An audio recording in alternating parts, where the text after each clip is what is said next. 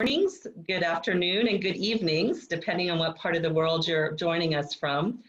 I'm excited for this webinar today. It's the third in our series, People Power COVID-19 and Beyond, which is going to run through at least December. And this one is titled Struggles for Environmental Justice and Extractive Industries in Africa. This webinar, like our entire series, centers and amplifies the voices of grassroots activists, scholars, and journalists, and will provide important knowledge that our experienced panelists bring to the table about the nuts and bolts of how to wage constructive and successful nonviolent campaigns for change. With today's panelists, they're based in Africa, but their struggles will provide important lessons for those across the continent, but also across the world. And these are very similar and connected struggles. As we know, it's a worldwide effort right now. The People Power COVID-19 and Beyond webinar series is co-convened by Waging Nonviolence and Solidarity 2020 and Beyond. I'm Katherine Hughes Freytag. I'm one of the co-founders of the new Solidarity 2020 and Beyond initiative. And we're a network of growing coalition of organizations, activists, scholars, journalists, and psychosocial practitioners who believe in the power of ordinary people to organize and mobilize to change injustices in our local communities and by extension, the world. We believe this pandemic is a trigger moment, providing new opportunities, but also dangerous new realities as well. We believe that we are stronger together. Our new website is now up and running. It's solidarity2020andbeyond.org. And you can check us out also on Facebook, Twitter, Instagram. We're going to try to be getting information from our grassroots activists, webinars, research in the field out to as many people as we can around the world so that, again, we can build this initiative in the Solidarity for Change. If you're an activist, we'd love to hear from you and have you join our Global Grassroots Activist Network, which is now about 125 plus members from over 100 countries in the world. And we have ongoing meetings internally to discuss lessons learned, ideas, challenges, and to support each other. And to do this, you can either put your name in the chat box or email us at solidarity2020andbeyond@gmail.com. I want to thank our great team. I have my fellow co-founders and Rotary Peace Fellows, Marita Rainbird from Finland and Vedran Obacina from Croatia, and our assistants, Gina Standard from the US, Francesca Falaska from Italy, and Paul Magu from Kenya. And now I'm going to turn it over to Eric Stoner with Waging Nonviolence, who will kind of go over the guidelines as we get started. Thank you. Hi, I'm Eric Stoner. I'm one of the editors and co-founders of Waging Nonviolence, which is an online publication that covers social movements and activism around the world. I'm excited to be a part of the series because at Waging Nonviolence, we are always looking to explore the kinds of topics and questions that we'll be discussing today, particularly environmental justice and African social movements, which are often neglected in the Western media. I wanted to just go over the structure for today's webinar panel and some guidelines and procedures. We are going to be streaming live on Zoom and hopefully on Facebook Live. And we'll be monitoring comments and questions from both platforms. This event is being recorded, and by participating, you are agreeing to the webinar being reposted on the YouTube channels for Waging Nonviolence and Solidarity 2020 and Beyond for others to view. The panel is scheduled for 90 minutes and will include a brief presentations and overviews by the panelists, and then discussions among the group. The last 20 minutes will be open for discussions, comments, and a Q&A with participants. If you have questions, please text them into the chat box. When called upon by the moderator, you will have the option of unmuting yourself and asking your question directly, or we can read the question for you. We've left personal and group chat options open so that you can connect and share with others on the call. We know people have different perspectives and positions and welcome those, but we ask you to communicate them respectfully, or we will have to delete comments and or remove you from the event if it is too disruptive. You'll receive a link to share the recording of this program after it's complete, and can sign up now in the link in the chat box, which we'll be sharing, for our exciting webinar next week. We hope that you'll join us for it. It will be taking place, or it's actually 2 weeks down the road.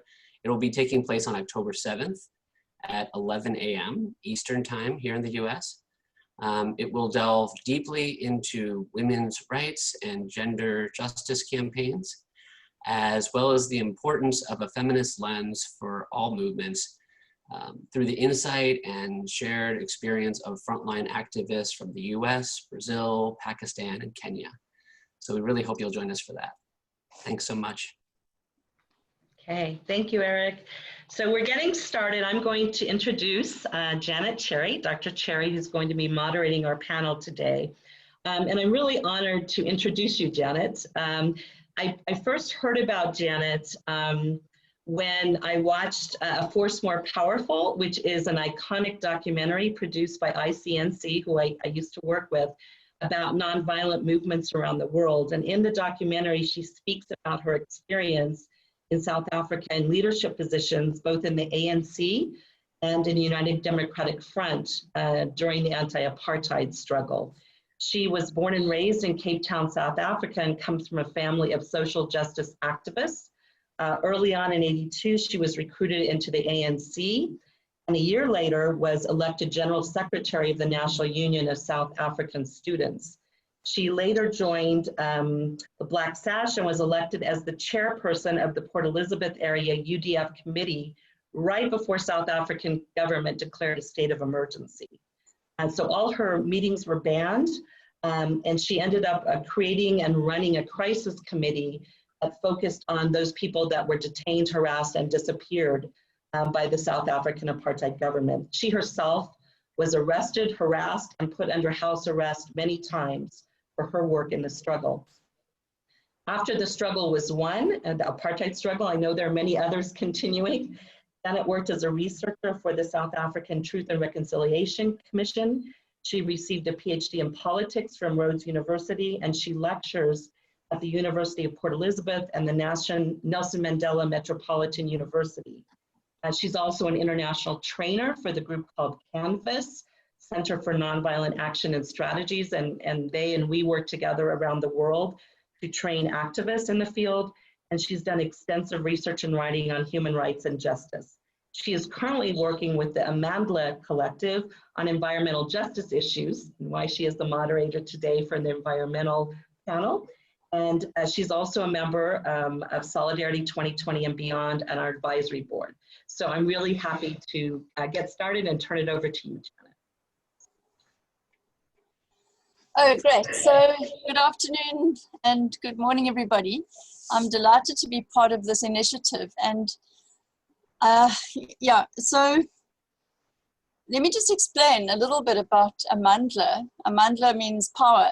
And the title of the series is COVID-19 and Beyond, People Power Initiatives. And what we're focusing on really is how ordinary people can respond to this current situation and build solidarity. And for me, what's really interesting is building alternatives to the current global economic system, which is characterized by gross injustice and exploitation.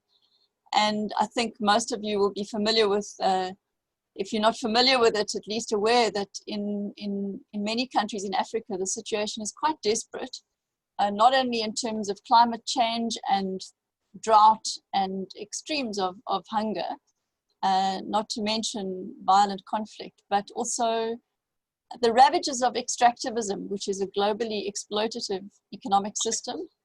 And this system is one which draws on the resources of Africa, particularly the mineral wealth of different African countries, and leaves nothing behind. And well, it may enrich an elite, a corrupt elite in some of these countries, but It doesn't do anything in terms of sustainable development. For me personally, I mean, my commitment to this issue is based not only in environmental justice and social justice, but in what we call climate justice. And that means responding to the absolute imperative of dealing with climate change in this environment. So it may seem a bit of a mishmash of different issues that we're confronting. And in the post-COVID crisis, I've got to say, I mean, in South Africa, it's been bad. I know in Zimbabwe, it's much worse. And the problem is fundamentally an economic problem, but it's combined with climate change and severe drought, which has resulted in food shortages in many, many sub-Saharan African countries. So the topic of this seminar is not to look at the desperate situation. The topic is to look at how we can mobilize and how we can respond to this. So rather than saying it's about struggles against extractives, what we're saying is that it struggles for environmental justice, for what Mutemi calls mineral justice, and for what we call climate justice. And these things all related. So the struggles around extractive industries, which are usually large global corporates, multinational corporations, are also related to what we in South Africa still call the mineral energy complex, which involves production of gold, platinum, diamonds, and the fossil fuel-based industry, which is based primarily on coal, but increasingly is looking at exploiting offshore resources of oil and gas and shale gas. And I know shale gas is a big issue in the United States. Oil is a big issue in Canada.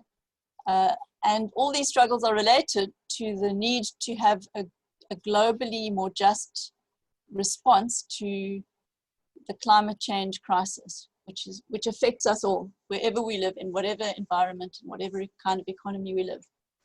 So about 9 years ago in South Africa, we hosted the COP17 meeting in Durban, and I was one of many people from all around the world who formed part of the civil society forum, which responded to the COP17 delegates and tried to put pressure on them in terms of the kind of solutions they should be adopting.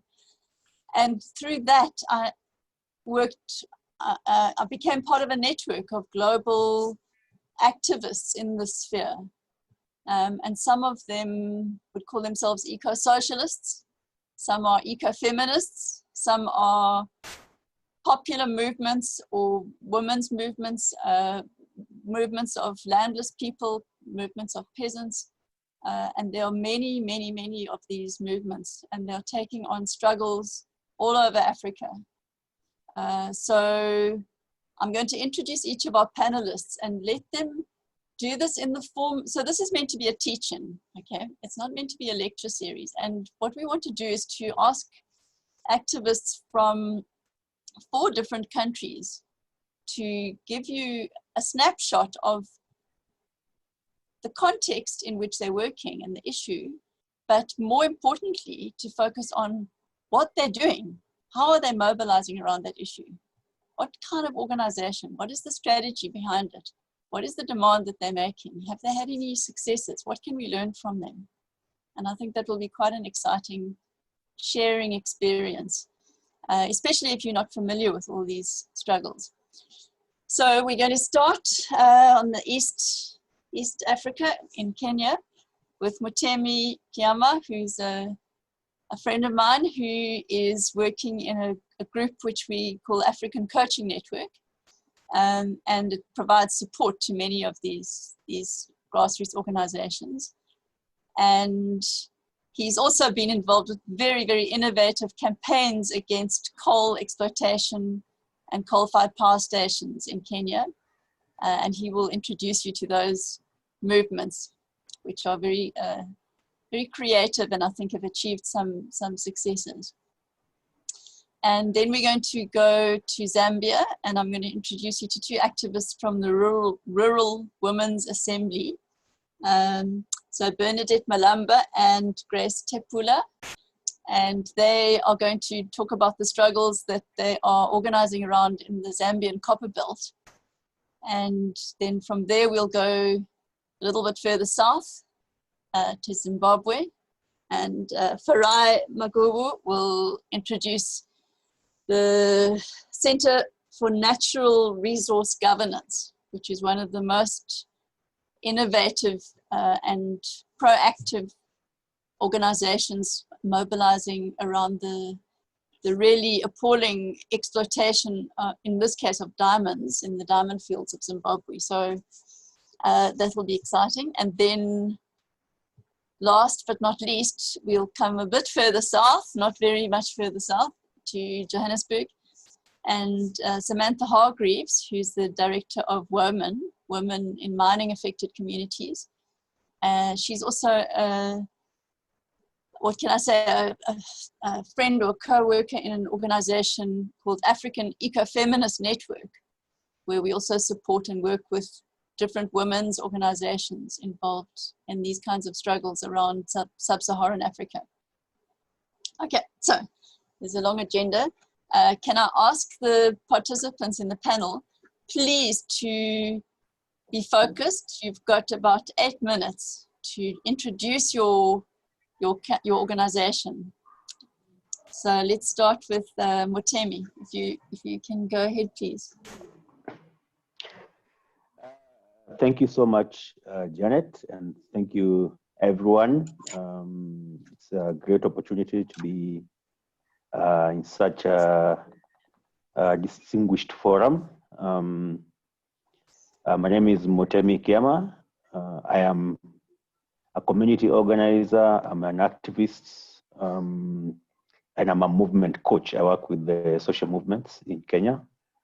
I am part of the African Coaching Network, which is a collective of Africans who are working with social movements in different countries, of which Janet is also a member, and she's our guide and mentor.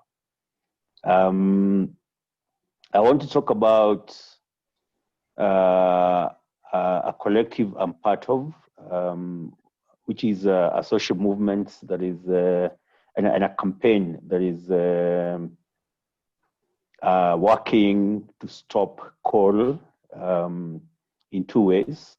Coal mining in Kenya, which has not happened yet, but it's proposed, and also a coal-powered plant that has been proposed. And if Janet will allow me to share my screen, I will share a proposal. There's an Eric waiting somewhere. Someone admit him.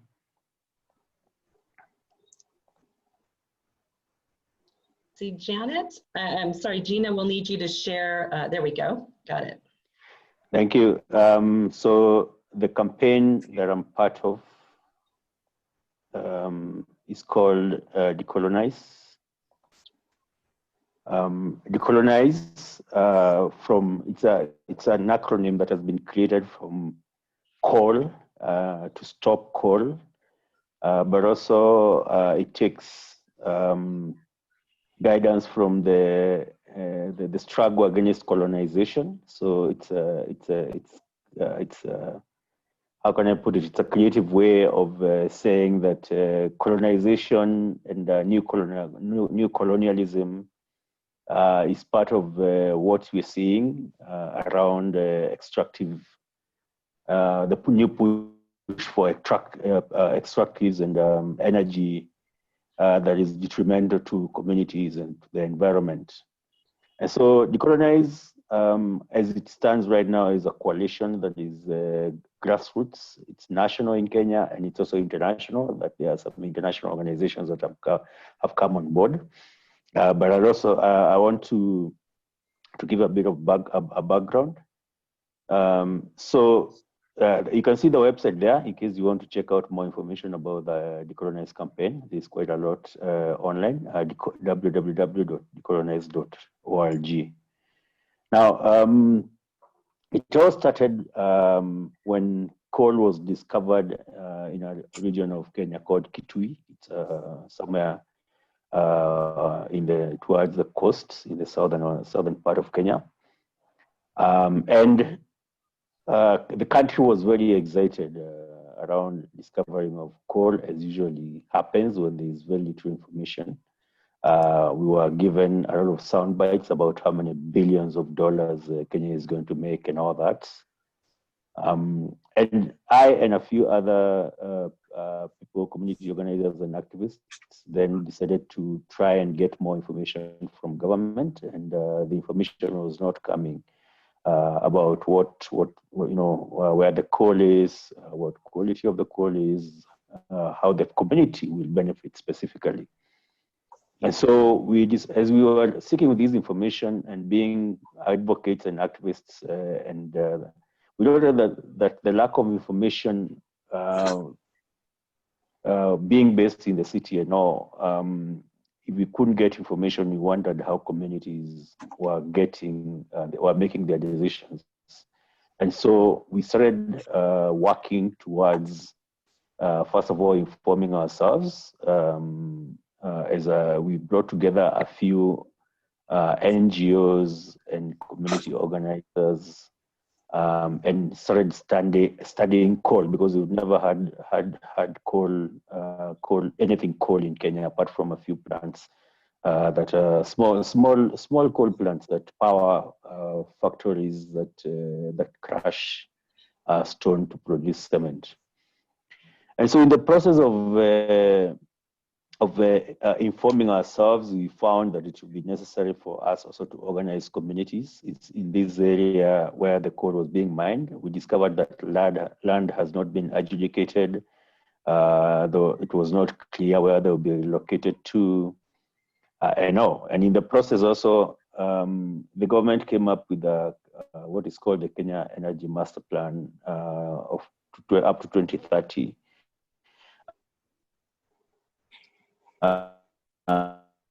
And basically, it's part of industrialized Kenya by the year 2030. But this plan has not been implemented. There are no industries. So as it is right now, Kenya produces 3,000 megawatts of electricity and consumes 1,800 megawatts of electricity.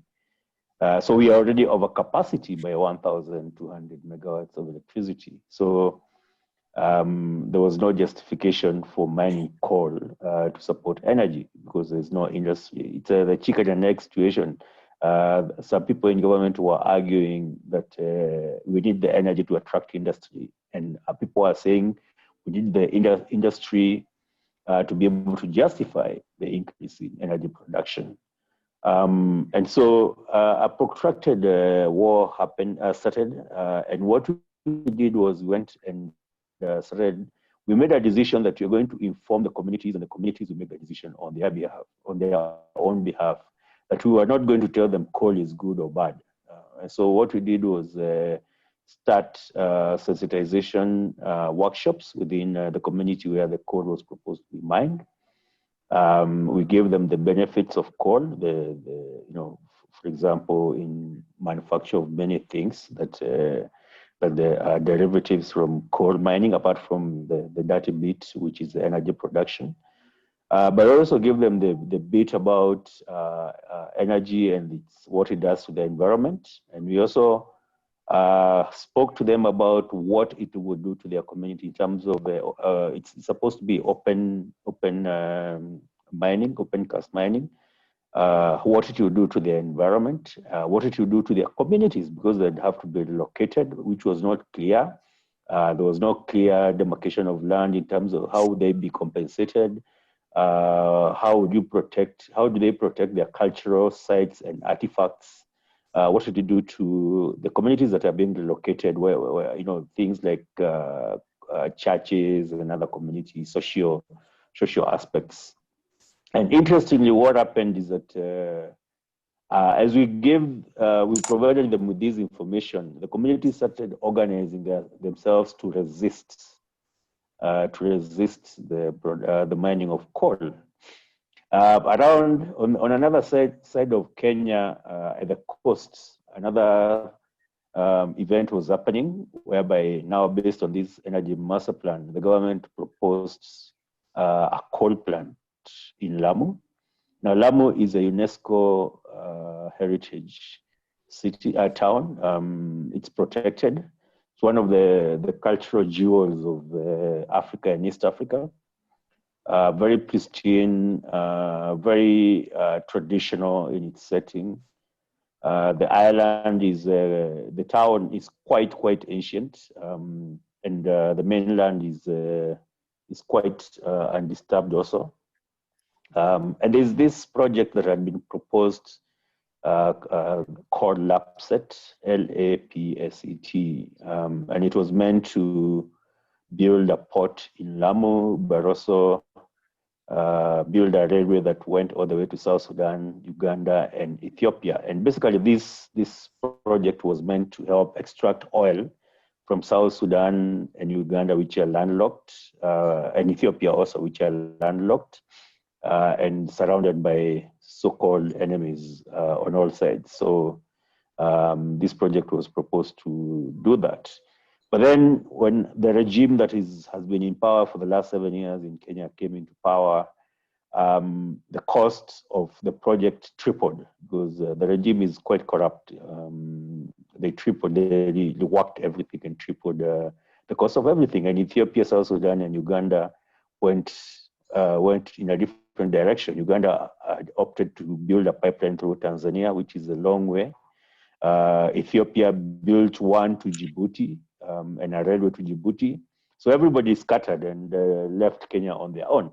But then the guys in power, because for them it's about the kickbacks that they get from this project, they decided they're going to go ahead and build the port anyway. And so to justify building the port, they also decided they're going to build a coal plant in Lamu.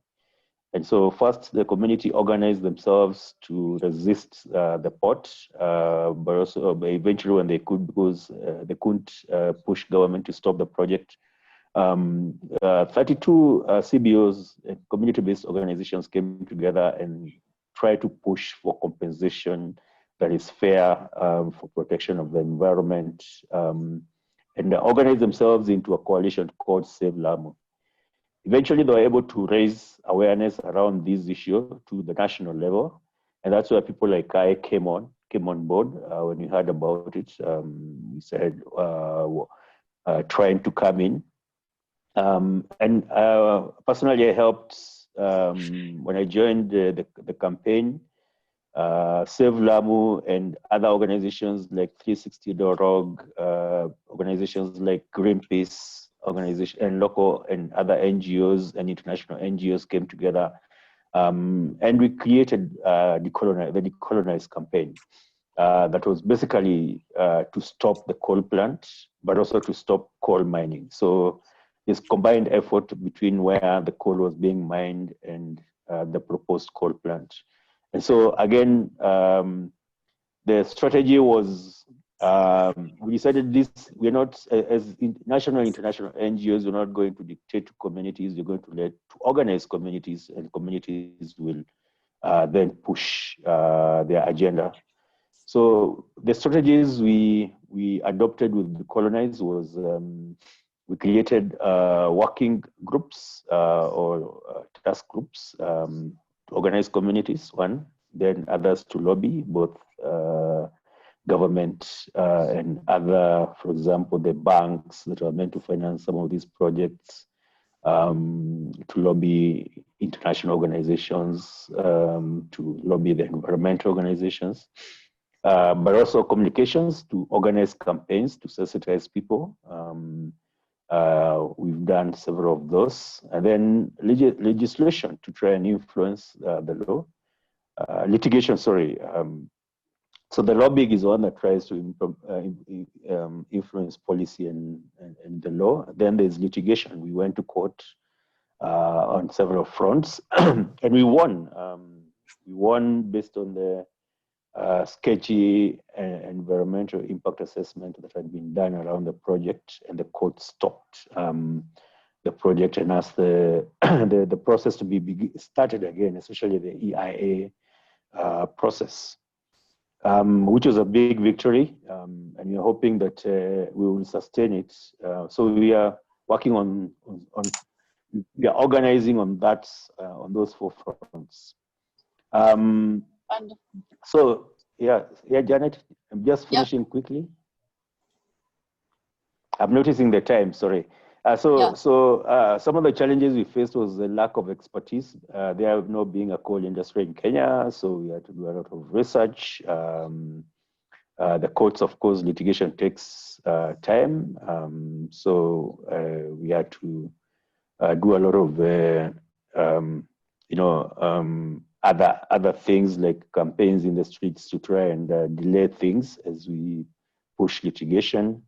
And also inform ourselves. A lot of we had to get a lot of South Africa came in very handy in terms of finding, because of course they have they've been in mining and energy, coal energy for a long time. So these are just a few snapshots of the media campaign, stories in the newspapers and TV, going to the streets. But also we manage. If you look at the graphic on the screen, the bottom right hand we have the former Chief Justice of Kenya. He's one of the guys we were able to get on board the campaign, a lot of clout.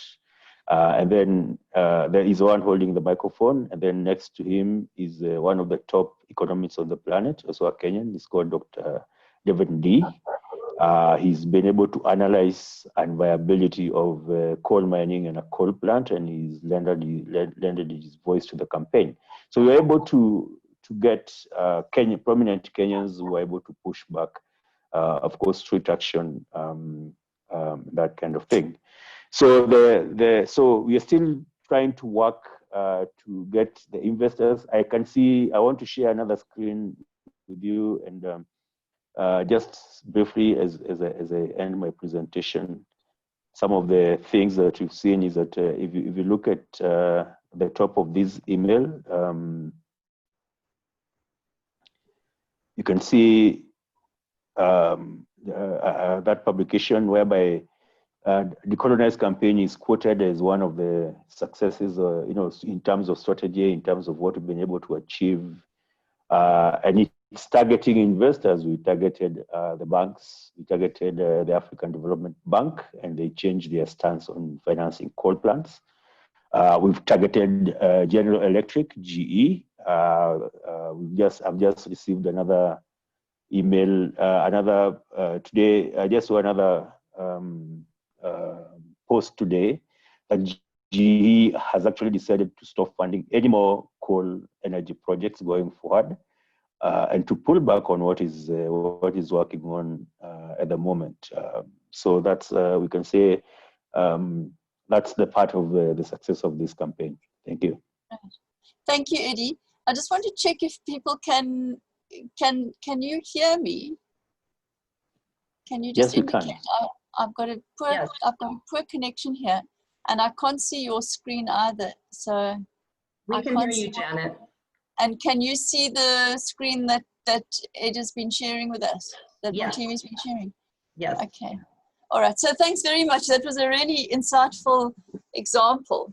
And I hope other activists are picking up some of the lessons from this. I think you'll find similarities with campaigns that have been run in other parts of the world, in India and United States and various places. But just to pick up issues around how combining legal action with grassroots action and not choosing one or the other. And I think also forming allies, very important to form a wide range of allies around a common demand, a single demand. So let me go on here to, we'll come back to some discussion about this, but let us go on to the case of the Zambian copper belt. And I'll ask, let me ask, who is it, Bernadette who will begin, or Grace, would you like to begin? I think let me begin. Hello, good evening, good afternoon, and good morning, comrades in the struggle. My name's Grace Tepula. I'm from the Rural Women Assembly, Zambia, and I'm the current chairperson for the organization in Zambia, but based in Ndola on the copper belt, where copper is mined. And just a brief description of the Rural Women Assembly, which we call RWA in short. The Rural Women Assembly can best be described as a self-organized organized networks of alliances of various peasant unions, chapters, small-scale farmers, organizations, consisting largely of farmers and fishers across the Southern Africa. We are in 10 countries. We are in RWA is in 10 countries in the region: Lesotho, Malawi, Mozambique, Mauritius, Namibia, South Africa, Eswatini, formerly Swaziland, in Zambia, Zimbabwe, and Madagascar. And soon we'll have on board Angola and Tanzania. RWA has been involved in a lot of campaigns, especially where women are concerned and the struggles that the women are facing in the extractives industry. Talking of the copper belt, in Zambia, copper is the major mineral that is like an economic where we lean on. We have other minerals. Recently, gold was discovered in the northwestern part of our country. But talking of the copper belt where we are based, copper is the major mineral that is being mined. And in the mining areas, we have two major mining areas, because the one in Ndola and Luansha were closed. The Ndola one had a lot of water, so it was closed. And then the Luansha one was mismanaged and assets were stripped. Then we remained with the two, that is in Chingola and in Mufulira. And these are the ones that we are going to talk about today, because of the struggles that the women and us as activists have faced in trying to help our fellow women who are residing in these areas. I'll start with the things that we do. We look at women land rights. We advocate for women land rights. We believe each woman is supposed to own land. Because as Africans, usually we used to have to go behind our husbands. If my husband has got land, then I also own that land. But we found out that there are a lot of challenges that are faced when the spouse dies. Hence, the woman is chased from that land. So we're looking at each woman should own land in her own name. And we've been, the land that this woman should be given should also be on title. And those are some of the land rights that we are advocating for. We also do, basically, RWA looks at farming, because we are very much interested in food security, because even if you work on the mine, you still have to eat. So we work on women's rights to seeds. We look at even the right to say no. Like in the mining areas, you'd find a lot of the women are, what can I say? Women are disadvantaged in the sense that they have no voice. So we go into the communities, we mobilize women to teach them that they have the right to say no to any other issues that affects them in the areas where they are coming from. And we've also joined a campaign where we attended from the Copper Belt on the transnational cooperation impunity. There was a tribunal that was set up in South Africa. I think some of you, like Farai, of course, and Samantha, were part of, and we participated in that.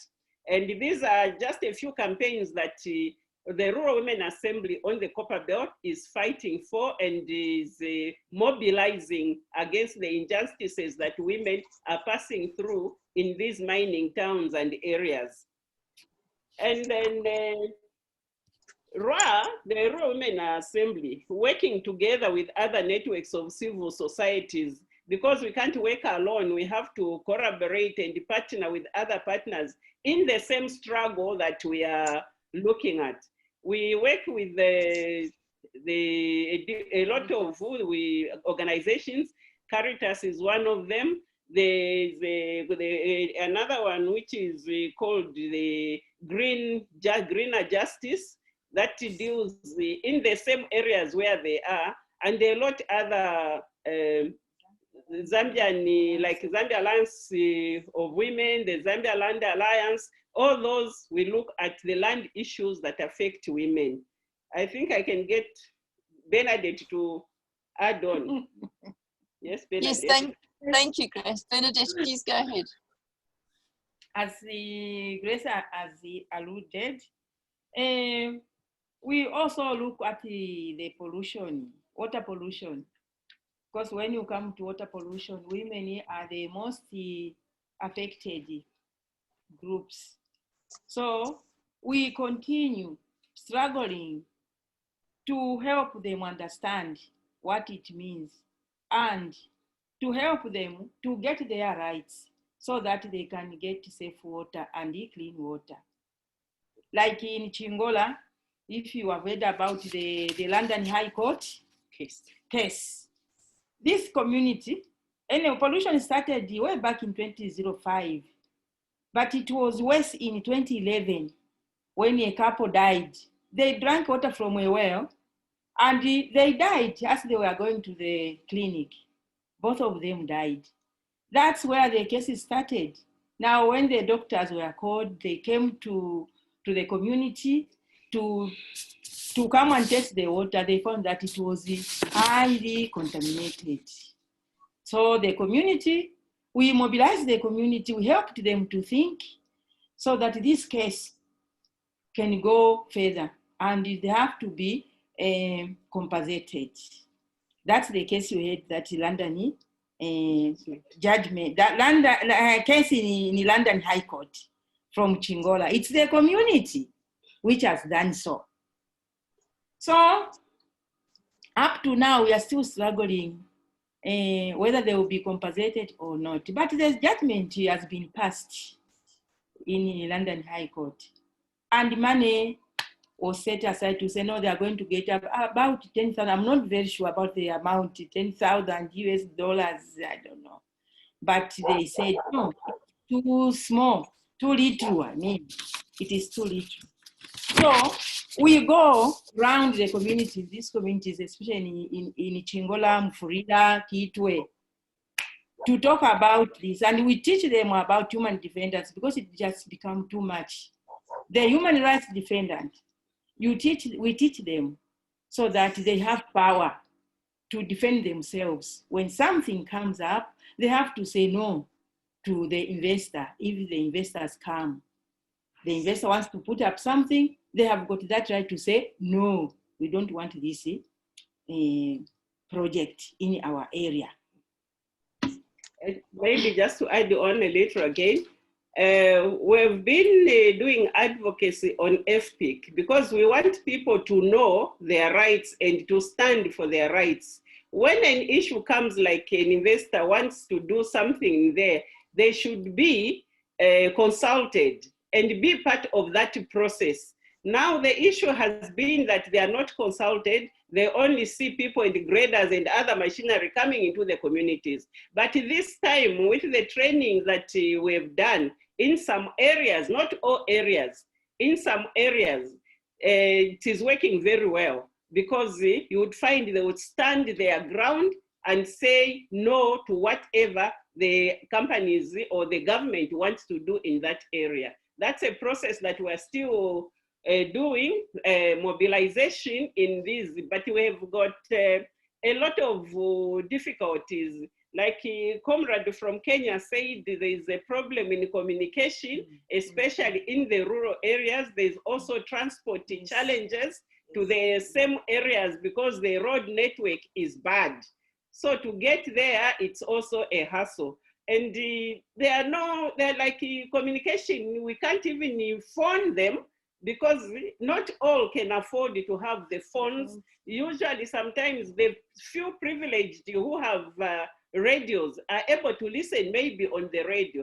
But for us to even disseminate that news on the radio, we have to pay something.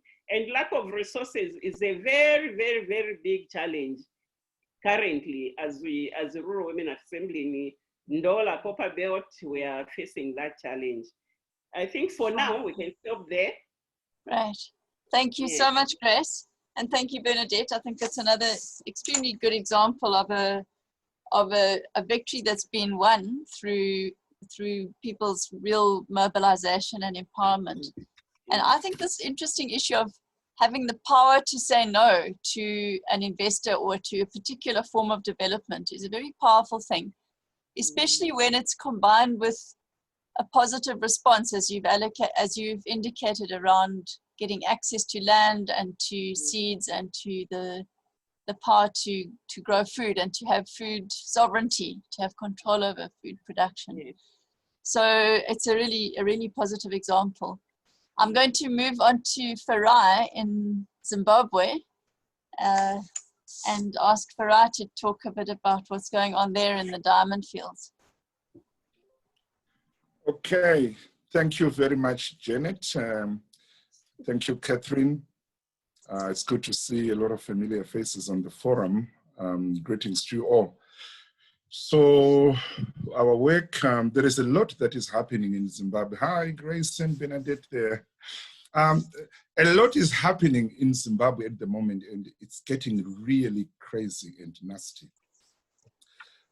First, there is a huge pie in the sky that mining is going to solve all our problems. We are going to mine ourselves out of poverty. And we have seen the entry of a lot of people from China, and now they are getting armed. They're even shooting workers with live ammunition, and nothing happens to them. They are also even assaulting chiefs, traditional leaders who are very respected in Zimbabwe. They're being assaulted by Chinese. So our work has been largely for the first couple of years based in the diamond field, where we discovered one of the biggest diamond fields in the world, in the eastern part of the country, Marange. And a lot of jobless people went there to extract. And when government officials felt it's time for them to eat, they moved in. They moved in the military, they killed a lot of people. Hundreds of people were killed. We can't even know, I mean, how many people were killed. The killings are continuing to this day. That's when we started. I didn't know anything at that time. I did not have networks that we have today and friends that we have today who offer us solidarity. It was clearly out of passion that when I started receiving the reports, and after talking to one young man who had been abducted and taken there and tortured there for 2 days, I just felt we need to do something about it. That's when we started doing research and publishing what was happening. Very badly written reports then, but nevertheless, which got the message out there. So we kept on doing the work until some people started calling us, also doing some building our capacity in report writing, in doing research. Networks begin to form around that work. Also, we did a lot of advocacy whereby the whole nation became aware of what was happening. A lot of national organizations also started to report on what was happening, such that it became a national scandal.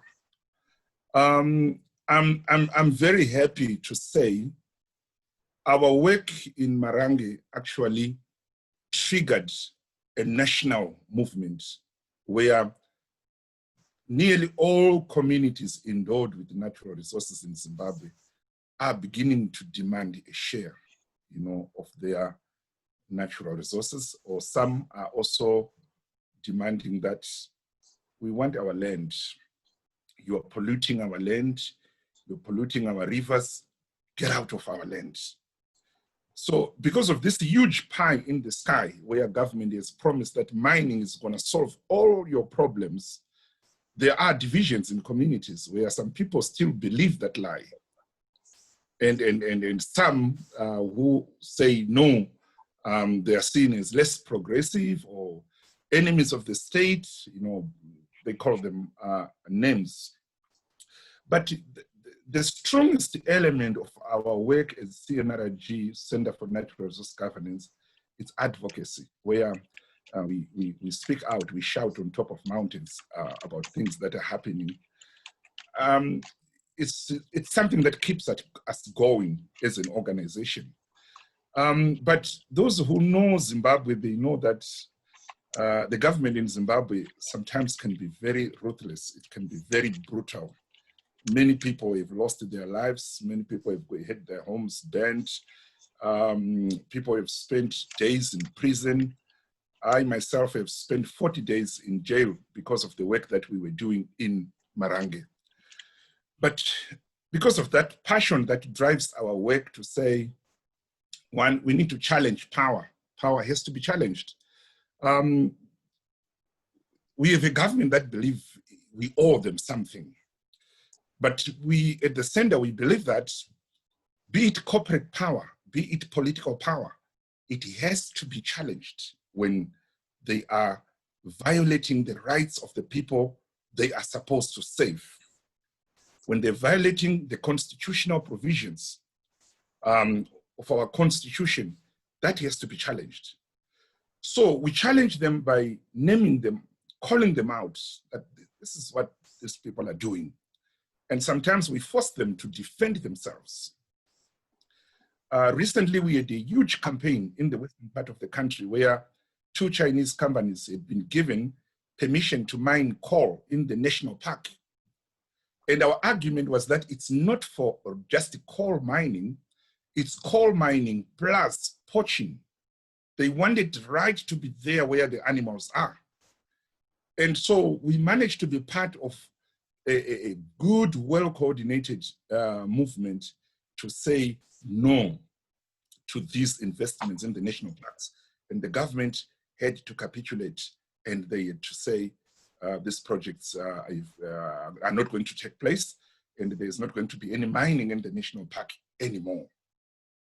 We also noted that the lawyers, the human rights lawyers, first, they are overwhelmed by political cases. Secondly, the issues of social injustice is not appealing to them because usually the people who are affected are not high-profile cases.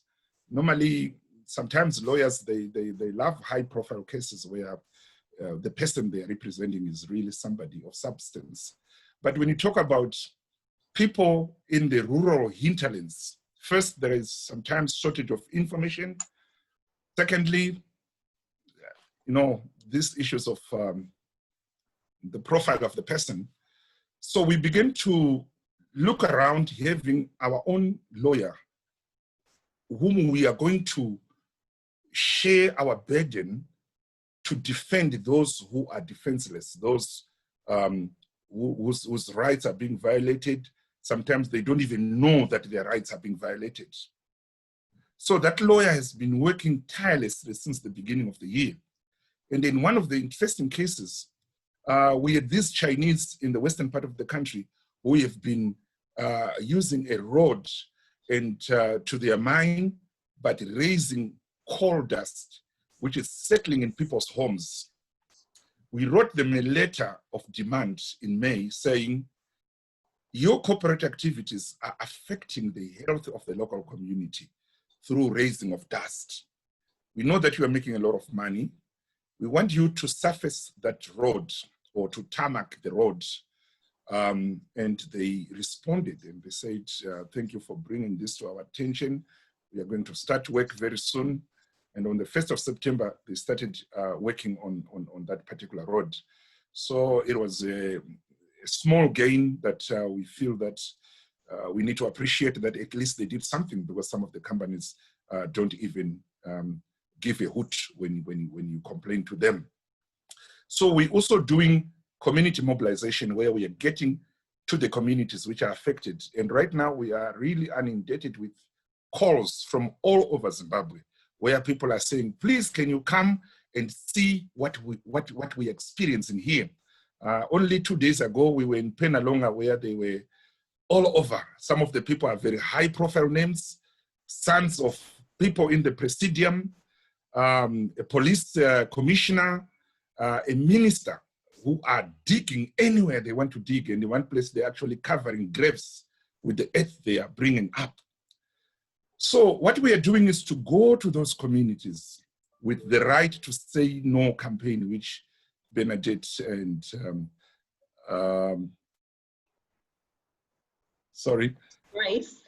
Grace. Bernadette and Grace, sorry. Yes, they've already talked about.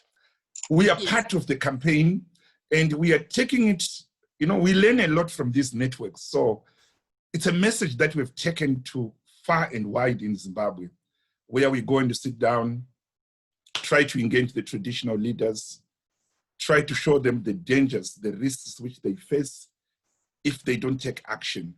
So it's a message that we are trying, hopefully, to take to most of the communities alongside our litigation project, where we are saying to the courts, we are saying no to this type of development, and this is the kind of development that we want. I think I can end here, and maybe finally, sorry, we also commissioned an environmental impact assessment in the central part of the country, where Zimbabwe wants to construct a very big coal power plant. So we want to start again the Right to Say No campaign in that area called Sengwa in Gokwe. The environmental impact assessment is going to help us with facts of how the community is likely going to be affected. And we also have networks, you know, around the region who are going to work with us in trying to stop that coal power plant through the Right to Say No campaign. The community has a right to live in a clean environment. So I think I should end here, and we can take up questions later. Thank you very much. Well, thank you, Farai. That was really, really marvelous, and some very good examples of concrete victories in a very, very difficult situation. I mean, I know how repressive it is in Zimbabwe at the moment. So let's have our last panelist. This is Samantha Hargreaves, and she's going to introduce you to an activist guide, which Women has compiled, and explain what this guide is and how it can be used. So it's a sharing of a resource which will relate, I think, to all of the struggles that you've talked about so far. Sam, do you want to start?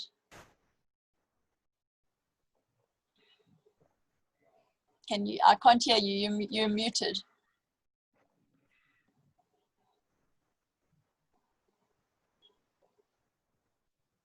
Sam, if you can unmute, and then we'll see your screen in a minute. It's coming up.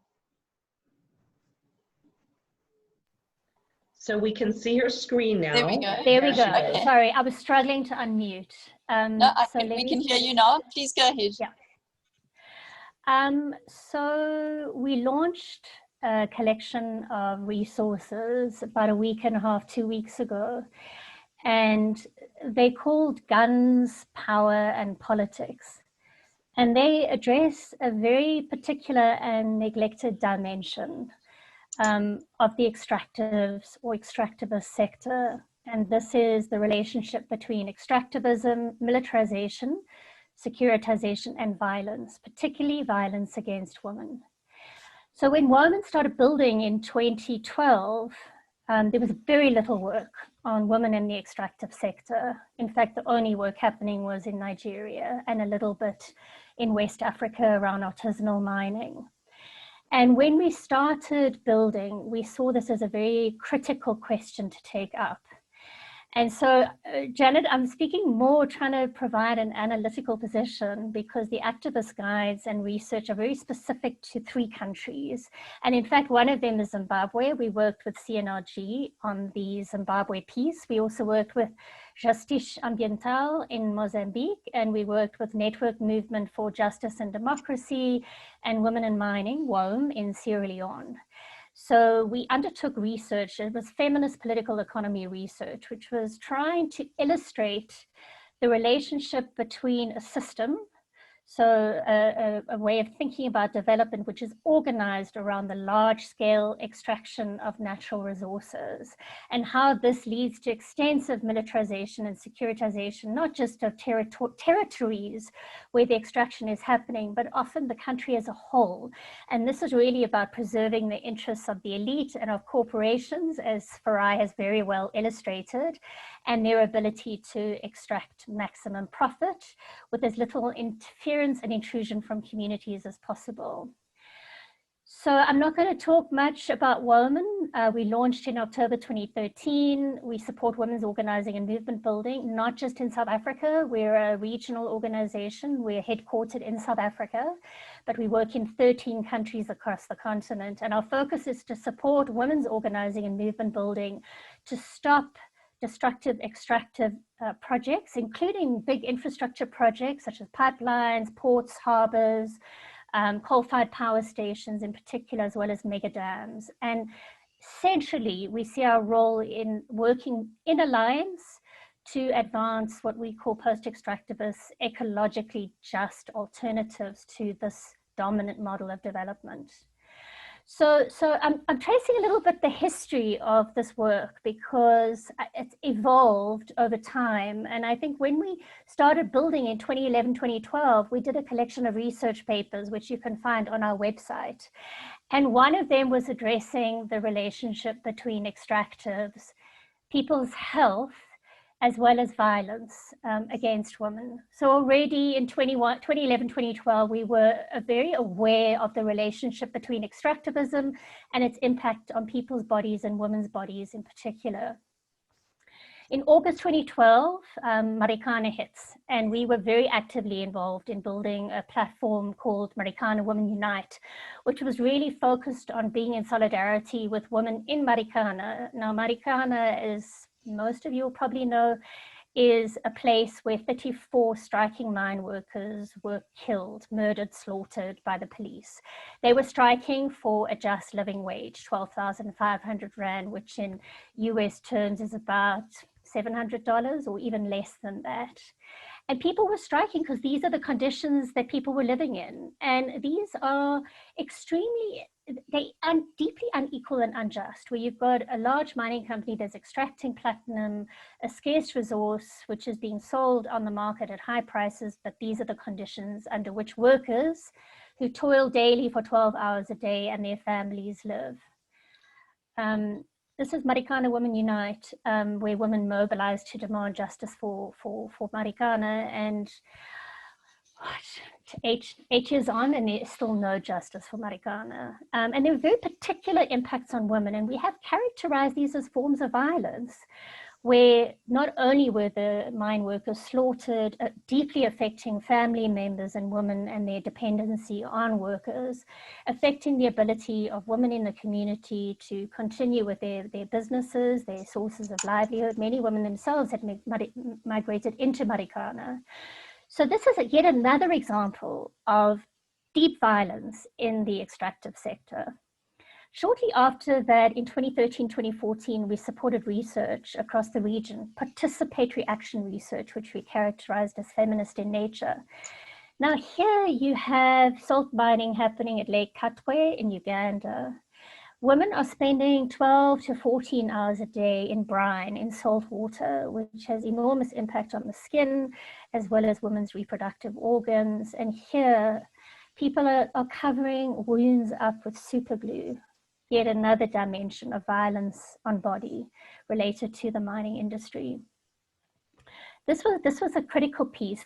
We undertook an exchange in Kenya with organizations there, and these are women artisanal miners. And they told us the story of their work in the artisanal mining fields. Again, awful living conditions. Women are living in tents, they're away from home. This is in the off season when they're not producing agriculturally, but subject to extreme violence from fellow artisanal miners. And in this case, they were supported by Sauti ya Wanawake. It's a movement in Kenya. I'm sure Eric can tell us a little bit more about that. In this case, a woman working in a small-scale mine, in fact owned by a woman itself, were subject to physical searches when they left the diamond mine. Hands were forced up with the same glove into the vagina in search of hidden diamonds. When women refused to be searched, the woman owner of the mine held a gun to their heads. And this is a woman miner. So this refutes the very idea that the involvement of, or the empowerment of women in the mining sector leads to equity and a better chance for women miners. When we had a meeting in Nigeria in October 2015, it was African Women Uniting for Food, Energy and Climate Justice. The stories that came to this meeting about the oil extraction in the Niger Delta, essentially, and I mean, the context has somewhat shifted, but there's a long history of extreme violence perpetrated against communities living in the Niger Delta. And so women in villages that were subject of invasions by the Nigerian military in search of members of the militia or guerrillas that were fighting oil extraction in the Niger Delta were then subject to rape and gang rape by invading soldiers. And this has happened similarly in Uganda as well, with forced evictions of people from their land. So again, these are no explicit examples of sexualized violence against women, but I think most of you will agree that the conditions under which extractives take place, and this has been well discussed by everyone preceding me, are themselves deeply violent. So we have displacements. This is Tanzania, people displaced by a Barrick gold mine. Again, loss of homes, the ecological costs. This is a slimes dam which is leaking. This is gas flaring in the Niger Delta, which is happening just a few meters from where people live and results in extreme impacts on people's respiratory health. This is in South Africa, Sasol processing coal to oil. The area here is one of the most polluted areas in the world in terms of air quality. A slimes dam in Mpumalanga where coal is being mined. Children in surrounding areas swim in these slimes dams, which are filled with toxic chemicals. This is in Kenya, granite mining, and you can see the dust that is covering all of the plants where communities reported that they could no longer produce at the same level. Their corn was a fraction of the size that it had been before, essentially smothering the plants. Again, this is a massive mine dump which communities then endure the dust that comes off the mine when the wind blows. The health costs. So this is in Malawi, a young woman looking after her father who has contracted HIV/AIDS and is a migrant health worker. Again, another example from Mpumalanga coal. This area is affected by 13 coal mines and 4 coal-fired power stations, creating respiratory diseases that result in these sort of health problems here. I'm just flashing 1,110 heart disease, 2,239 deaths per year. Can you maybe go on to how you are responding to things? Because I need another 5 minutes. Yeah, I think, Janet, I essentially was presenting the guns, power and politics analysis, which is this. So I think the analytical points are violence is expansive and interconnected. Violence is employed by the structures of power to keep communities and women in their place, denying them their ability to say no. Liberal responses to violence against women would say that the police and the justice system should protect communities and women. We can't resort to these same structures that perpetrate violence against communities and women. Violence against women cannot be attributed to patriarchy. Men and capital benefit from violence against women. Violence is intrinsic to a capitalist extractivist model of development. You can't reform it. People will say, oh, well, let's reform it. No, you can't. And there's a very important concept that I think really needs to guide our thinking about violence in extractivism, but the body is territory. So violence against women perpetrated on the body, and the violence against nature or ecology that comes with extractivism are related to one and the same system. And we really need a different imagination of alternatives to development. So we need a just transition for people and for nature, and the dreaming must be driven from below with women leading. I'm just going to very quickly turn to some of our thinking around ecofeminism and the just alternatives. Social reproduction or care, care for people, care for humanity, care for nature really needs to be the fulcrum around which we think of alternatives to development. Development organized in support of social reproduction and care really translates into economies of care that support life, livelihoods, and well-being. We need to bridge the metabolic rift between humanity and nature.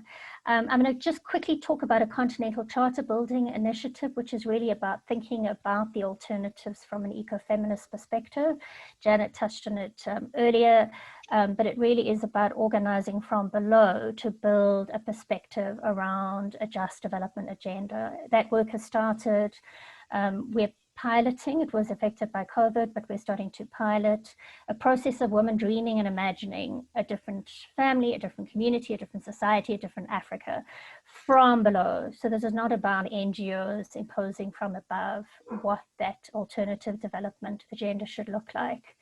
Sorry, let me just, okay.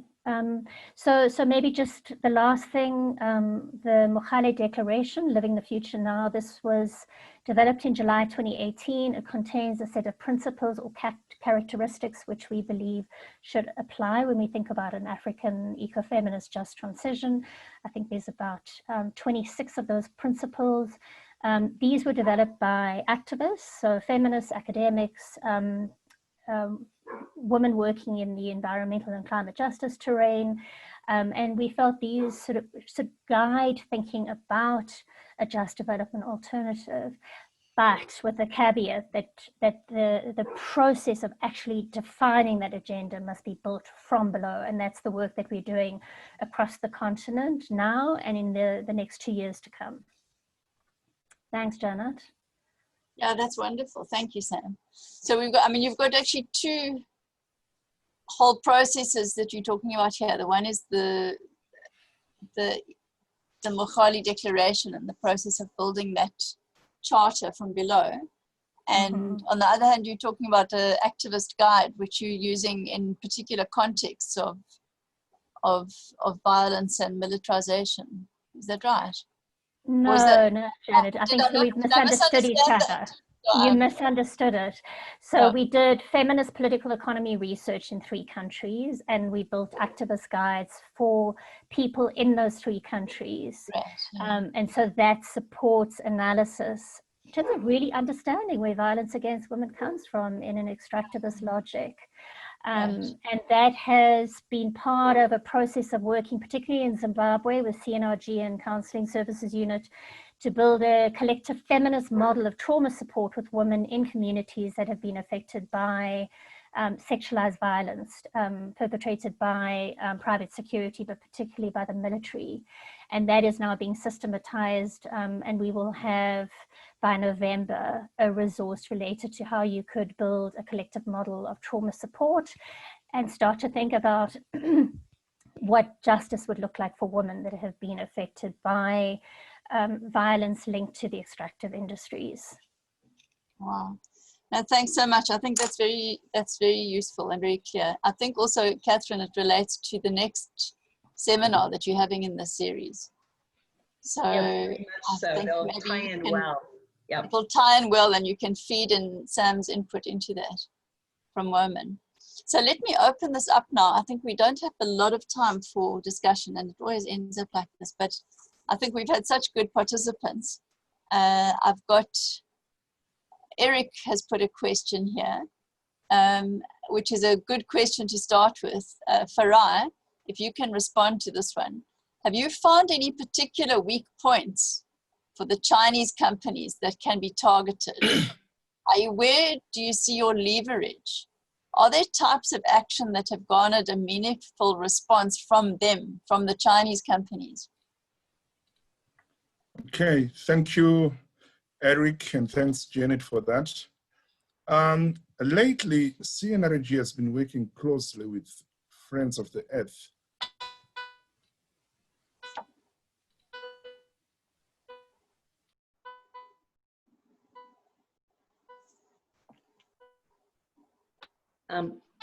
Ryan, we've lost you a bit. United States. Oh, sorry. Hello? Do you hear me now? Yes, I can hear Sorry you. for the shaky connection. I said lately we've been working with the Friends of the Earth, United States. They have been helping us a lot technically to draft letters to write to the Chinese financiers and also to translate those letters into Chinese. They are also helping us to refer to Chinese laws which seek to contain the environmental impacts of the Chinese companies working abroad. So it's a work in progress.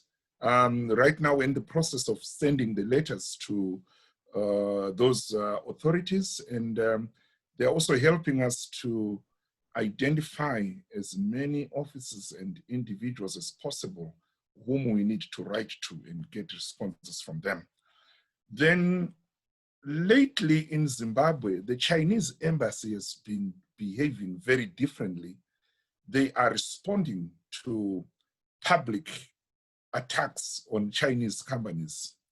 And they are giving their perspective. They are becoming even more aggressive in terms of the use of the media, both the social media and the mainstream media. So we find that as an opportunity somehow, because in the past, they were just quiet. They didn't care about what you think or say about them. So now we can target the Chinese embassy and hope to get a response from them. And I hope that is an opportunity that we can also harness. Thank you. Oh, thank you. Wonderful answer to that question. Okay, let me go from a question from Poncho. What kind of methodological tools from the PAR approach do you use? And how do you relate ecofeminism, I think this is for Samantha, to larger social movements for justice, human rights, and peace? And there's a note there that you're doing amazing work. Great, thanks, Pancho. Great questions. So we've been doing feminist participatory action research since 2013, and we've had 2 cycles of it. It's certainly a very challenging approach to implement because it really does turn traditional research on its head, which is a great thing. And we see it as a phenomenal tool to support organizing, movement building, and particularly the raising of consciousness at the local level. So we've had mixed experience because it is such a difficult approach to implement, and we do this with partners across the region. The types of methodological tools that we've been supporting have been quite aligned to participatory action research tools. So for example, there's been transect walks to establish, for example, in northern KwaZulu-Natal, the distance that women have to travel to get access to water. In Nigeria, there have been group discussions with women in villages to assess the impact of oil extraction on water. So group discussions have been critical. Door-to-door discussions with women have been an amazing vehicle to support sharing of information and connecting struggles. There's been triangulation through assemblies of women locally. The research is led by teams, so generally 10 to 15 members, women members of a community who lead the research itself. So yeah, a wide range of tools. And as we do this work across the region to dream and imagine, work with women locally to dream and imagine a different future for themselves, we're going to we're already starting to think, and we are going to have to be thinking quite cleverly around what tools we use to look back in time, but also to look forward to a different future. And then in terms of how we relate, or how ecofeminism relates to a larger political agenda, I think our particular concept of ecofeminism looks at ecology, obviously looks at the world from a feminist perspective, but also is deeply interrogative of the economic model. So we are anti-capitalist. And so we pro and we advance post-extractivist alternatives with communities. We are very involved in a range of platforms and movements that are mixed. We don't see women being separated at the local level. We see the work to organize and support women locally is really strengthening local struggles, and it brings women's perspectives around development, which are somewhat different because of their role in social reproduction, to the very heart of social struggle. And that really does strengthen struggle. Of course, it might result in conflict with men as women tackle local power. But I think we see it as very complementary ecofeminist perspectives with the agendas of larger peasant movements, climate justice and environmental justice movements, which we regard ourselves as part of. But thanks, Pancho. Thank you. Let me take a question which can go to other members of the panel. Maybe I can ask Grace or Mutemi to respond. It's a very good question for all of you. It's how do we deepen community to community learning and exchanges? I mean, like we're having this as a virtual meeting and we're looking at struggles in many different countries. But how do we do this on a community to community basis? How do we share? How do we exchange these experiences?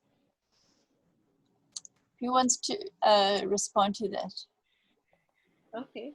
Yeah, let me just mention there on the chat, I had indicated to Hansen. Go ahead. When we first, I'd mentioned that we didn't have a lot of information on coal mining and the effects of coal on individuals and communities, and a lot of the initial training that we got was actually from his organization, the Benchmarks Foundation, who came to Kenya and trained us. We also had exchange visits to South Africa. They took us around,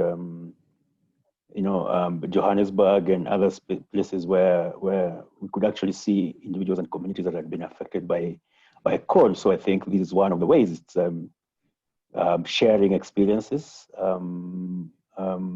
because exposure then tends to help. Once you're exposed to something, then you're able to make up your mind as to, especially where, Janet, as you mentioned, we have governments that tell us, and even Farai has referred to it, governments that tell us that mining and energy will bring development and will raise our communities out of poverty.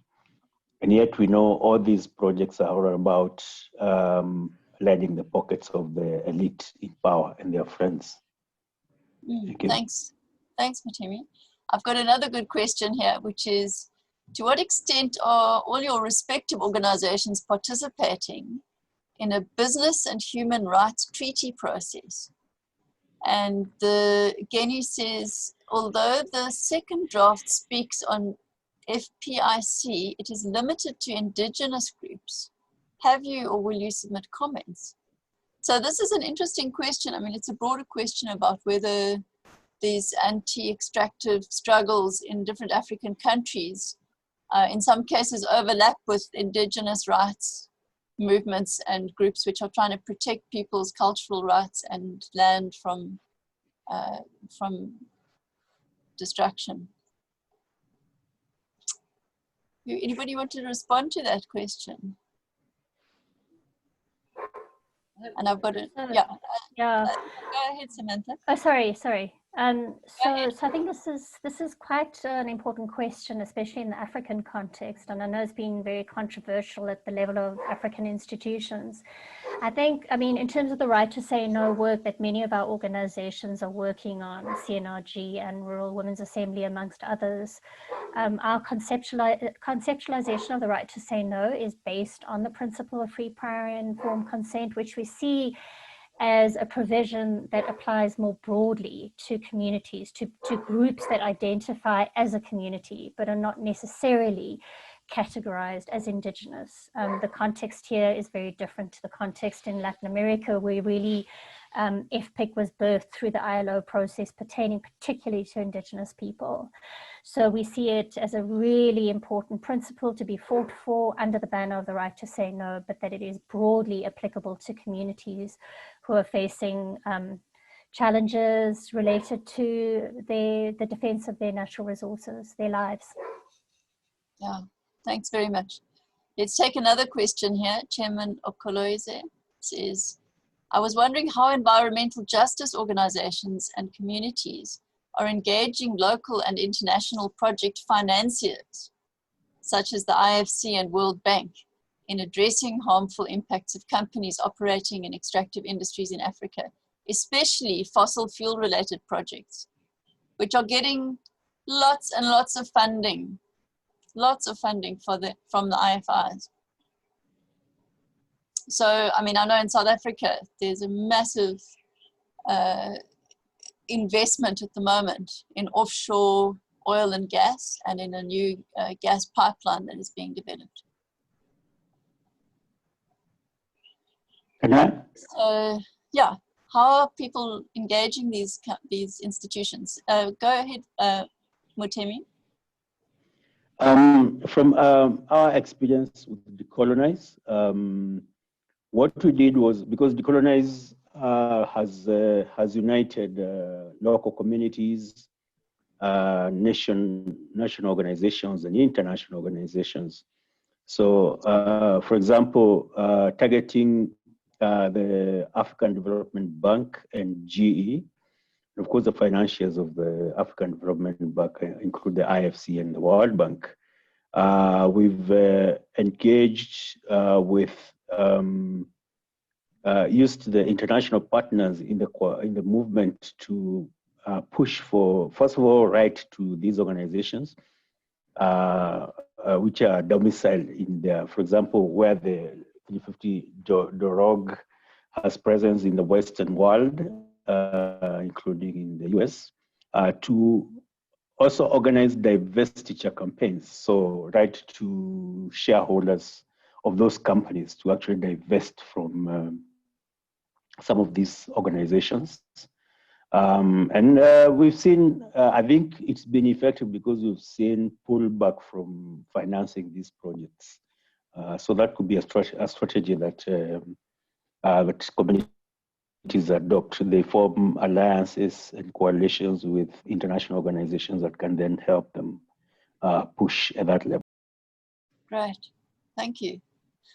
Okay, I think I'm getting a lot of appreciation expressed on the chat, and I'm just going to give each of the panelists a minute to sum up or say anything that you want to say. You don't have to give a summary, but just if there's something you would like to add. Let me start with Grace and Bernadette. I can't see you at the moment, but I think you're still there. There you are. There you are. Great. Please, you've got the floor. I can see you now. Okay, thank you very much. Summing up, I would like to echo what Farai had said on the Chinese. We have a lot of work that we need to do because the Chinese are even buying land from the locals.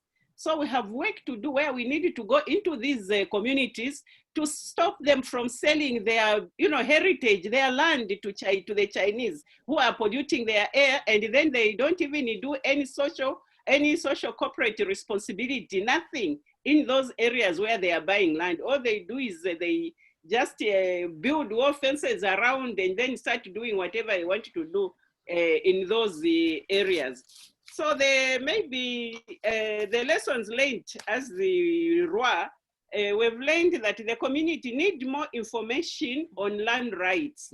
And this needs our more advocacy and awareness programs in the communities where we need to take these. There are other areas in remote areas, so we need to improve on our communication to those areas. And maybe the other thing is we need to disseminate the information in whatever mode we are able to do, because information is lacking, it's not reaching the intended purposes. And then just to say that women need to also participate in a lot of processes that concern them. They need to participate, whether it's in the political process, the land process, the right to themselves and to their families and to the communities. They need to stand up for themselves, as Samantha had said. But to do this, they need the information which they are lacking. We need to disseminate the information to them in whatever form that we are able to do. Thank you. Amandla.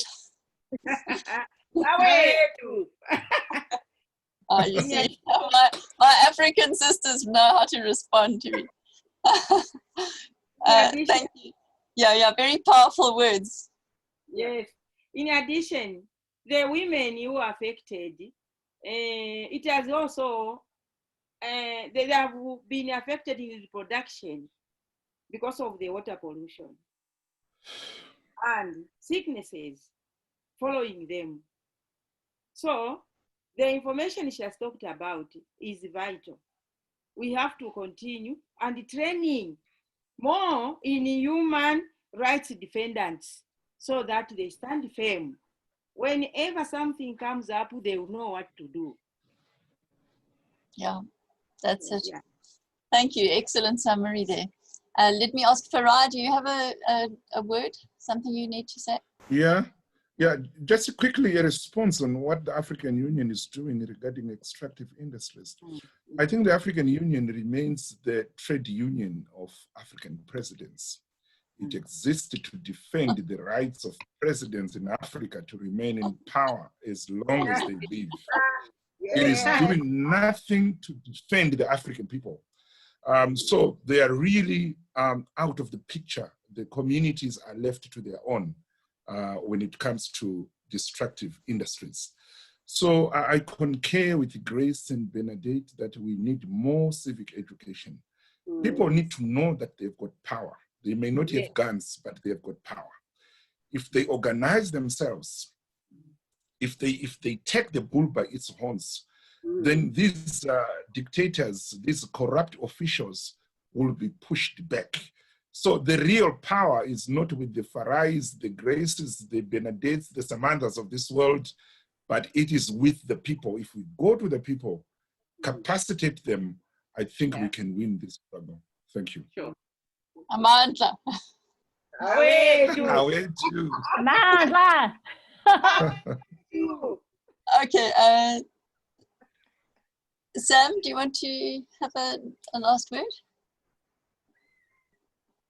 No, I mean, I'm with comrades. The place to start is at the local level. It's building organization and movement. There's no other option. And I mean, I'm in discussions with groups that are working on IFIs. We've got spaces this week, and it's very interesting.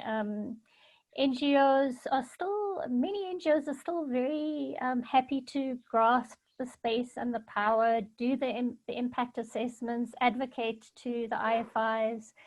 And I mean, as well, I mean, we're very clear, the work is outside, the work is with communities, building movement, building consciousness.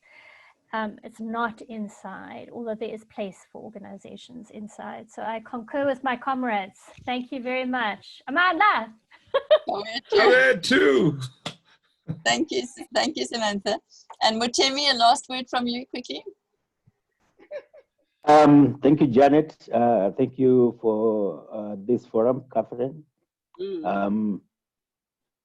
I want to say, to echo what everyone has said, that the power is in the communities, and also add that when you are in our little silos, which we are, the divide and rule mantra, you think you're the only one who's facing these struggles, but this kind of forum shows us that we need to build solidarity across Africa and across the world to be able, because these are the same companies and the same methods that are being used by the same capitalists. I echo what Samantha has said, that we need to facilitate the organizing that communities thrive. Go ahead, Drew. So thank you to Amandla. thank you to Away too. Away too. Thank you to our wonderful panelists. Katherine, I don't know if you or Eric want to say something about the next session or to finish off, but I don't think I'm going to say more than just thank you. I think we've all got the lessons that they've taught us about the different struggles. Yeah, all I would say is it's been amazing. I've learned so much. I totally agree. We've got to be in solidarity. It's the same struggle across the world, and it's based in the local people. It's people power. So take care, be careful. We're excited to see everyone on the next session, which will be October 7th with Women Power and the importance of women and roles. So it's just a continuation, a lot of what we've talked about. And that's all I have to say. So thank you to everyone. Thank you for your great moderation, Janet. That was awesome. And everyone else that participated. All right. Thanks a lot. Thank you. Bye. Bye-bye. Thank you. Bye, everyone. Take care. Bye. Thank you. Bye. Bye.